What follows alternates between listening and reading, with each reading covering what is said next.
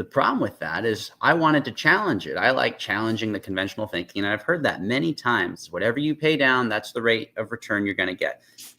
But since it's an amortized loan, that's actually not true. And what I found is you can get 10, 12, up to 30% rates of return paying down a 6% interest rate loan. Alrighty, folks, we have the one and only and amazing Cody Davis with us, and he has recently uncovered a wealth building hack that I think all of us should at least think about using. And I'm not going to steal his thunder. I'm going to let Cody share with me what he has uncovered. Cody, what's going on, man? You're always finding more and more ways to get wealthy, man. I love it. Well, trying to make the best of what I can with what I've got. And so that prompts creativity. But great to see you again. Another beautiful week. Yep. And we could jump straight into it.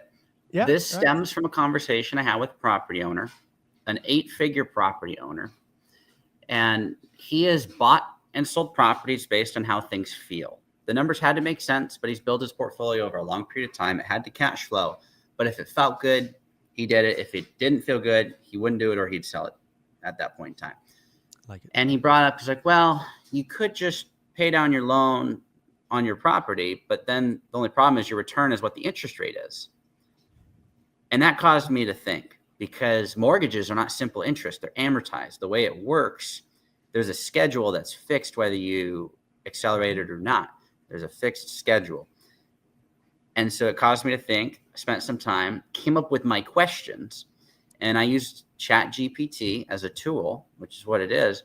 And I proposed my questions in a way that made it clearer for me. Instead of doing it on a piece of paper, spending a few hours, I asked him to put it out. And within 30 seconds, it prompted what would have taken me a couple hours to do. And it gave me the formulas and how it worked. And it actually generated a PDF that I figured we could go over today. Yeah, we'll share it in a minute. But really what I want to make sure we uncover and people really caught is basically your mentor, your friend is like, hey, you know, sometimes in the environment, it doesn't really make sense to buy or sell. So you could focus on paying down your debt. And what your friend was telling you is, hey, if you kind of do that, your return is just whatever the interest rate is, right? 5.9, 7%, whatever it is. Yeah. And for lots of people with low rate debt, a lot of people watching this have 2 and 3% debt. It doesn't make sense, right? You can get more in a bank account these days. So you were basically looking a way to turbocharge that. Yeah, and the problem with that is I wanted to challenge it. I like challenging the conventional thinking, and I've heard that many times. Whatever you pay down, that's the rate of return you're going to get. But since it's an amortized loan, that's actually not true. And what I found is you can get 10, 12, up to 30% rates of return paying down a 6% interest rate loan.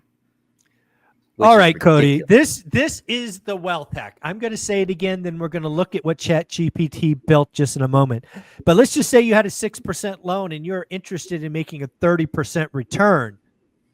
All right, let's look at it. Let's see what Cody built for us. And again, I love the fact you did this with ChatGPT. That's just so cool. It saved so much time. My prompt was, and the whole prompt was the idea that if I pay cash for something, I pay it off completely, I'm going to get an unlevered return. Yep. And if I pay a little bit towards my mortgage, I pay it off faster. What is the most efficient number in the middle expressed as a percentage before I hit diminishing returns? In simple terms, what is the correct amount of money to throw at my mortgage before I could get a better return somewhere else? Okay. I like that was the whole goal, because I want to be as efficient as possible. Yep. And so you could pay cash on one end, which is completely unlevered, or you could just do a full 30-year AM, which is the least. And you're trying to find the most efficient number in the middle. And I want to find the sweet spot in year one. Okay. Within another, because I don't want to play the whole theoretical game of 5-10 years. If I made a payment, what would it be? Because I don't know where I'm going to be in 5 to 10 years. I may not care. I may not own the asset. I want to look at the short term after I bought a rental. It's like Matt the Lumberjack. I'm a landlord. Now what? Right? You bought it. Now what do we do? And it created this cool chart. And while there's just a lot of dots on a piece of paper, what I like more than this chart is this right here. So Hmm. I asked it to put it into a numbers format that was easy to digest. Okay. At the end of the first year, if I paid 1% of a $400,000 loan, 6% AM, these numbers will change based on your interest rate, which is why the formulas are what are important. Okay. I would save $42,000 in change over the course of the loan. Hmm. Okay. $4,000 spent on paying off debt, $42,000 in savings. That's a 10.5x on the money. So let me make sure I understand that. So again, what you're saying in year one, and is this assuming a $400,000 loan? Was that what it was? This is a $400,000 loan. So I'm paying 1% of the loan down. Right. So it's just so I'm clear, is it 1% extra down? It's a lump sum payment at the end of the year. Oh, lump sum payment. Oh, I should have just read the slide, stupid. Okay. So, so I'd be writing a check for $4,000. And just so we're clear, making 12 payments. Correct. Got it. So it's but the extra 4. Got it. You make the extra lump sum of 1%, and I'm going to save $42,000 given these loan terms, which that's not a 10.5%. That's a 10.5x. Right. It's 1,050% return over the course of the 30-year scheduled term. Granted, you're going to pay it off faster than 30 years at that point. Correct. But the beauty of it is $42,000 divided by the 30-year scheduled term is $1,400 per year if you simplify the interest savings. I like it. Oh, okay.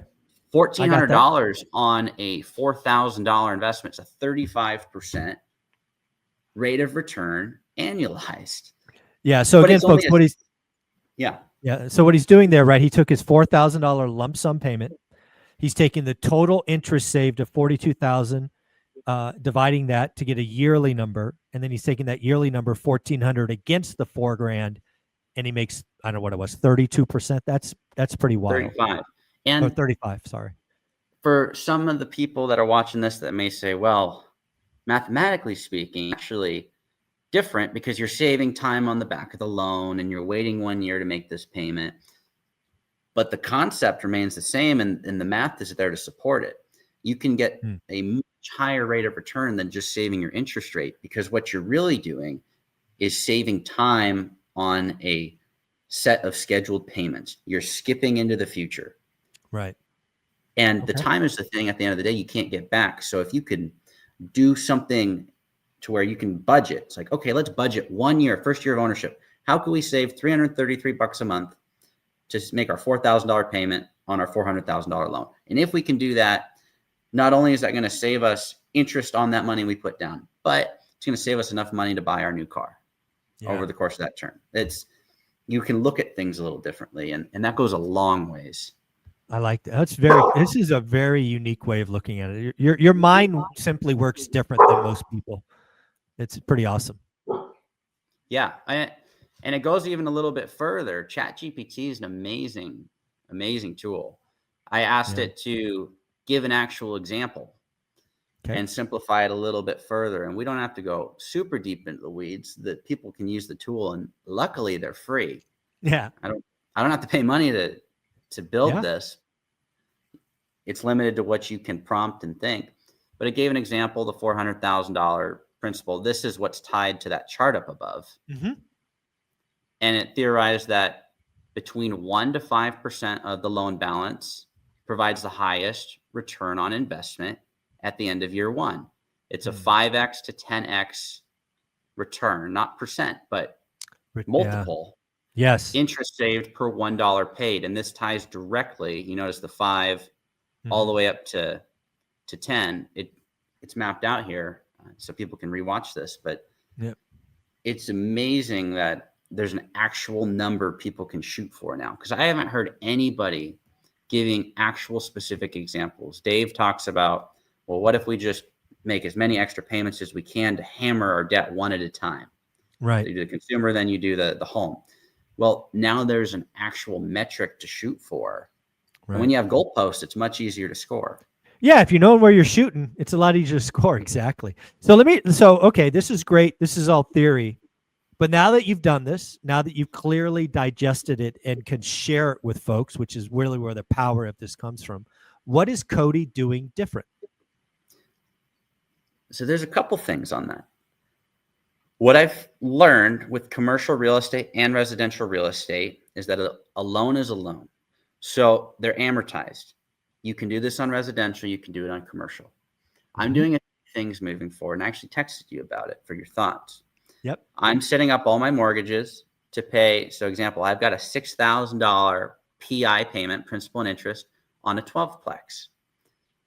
And so what I'm looking at doing is doing a $3,000 payment on the first and a $3,000 payment on the 10th. There you go. Without even making any extra payments, that will save me interest in the long term, especially on millions and millions in debt. Yes. I'm going to start there. Then I'm going to be looking at using that tool to figure out, okay, I've had some of these loans for 1 year. I've had some of them for 2. What's the most efficient number for the second year so that I can start to budget into the future for the most efficient number to hit? Got it. And so I'm going to be focused on not necessarily throwing all of my money to pay off loans, but most intentionally as I can, optimize my money to save interest. Because if I can save a couple $100,000 here and there, that goes a long ways. Yeah, I just, again, love the way you're thinking. Again, you're in your mid-20s to be thinking about something that will put, like, if you do this, it's going to save you decades of interest, right? When you really put it in the context of your portfolio, which is very meaningful. I appreciate it. Yeah, and that's what I'm coming to the same conclusion on. So I'm glad to hear it from you because you are decades ahead of me. Yeah, on this path. Yeah. And again, I mean, just to put it in context, right? I've got 25 years of doing this. If I was Cody's age, thinking this way, this is going to shock people. My portfolio would be debt-free today. And let me just tell you, my portfolio is not debt-free. I'll say that again. If I was thinking like Cody and taking these steps in year 1 and year 2, I would now be 53 years old and debt-free. That's wild to think about.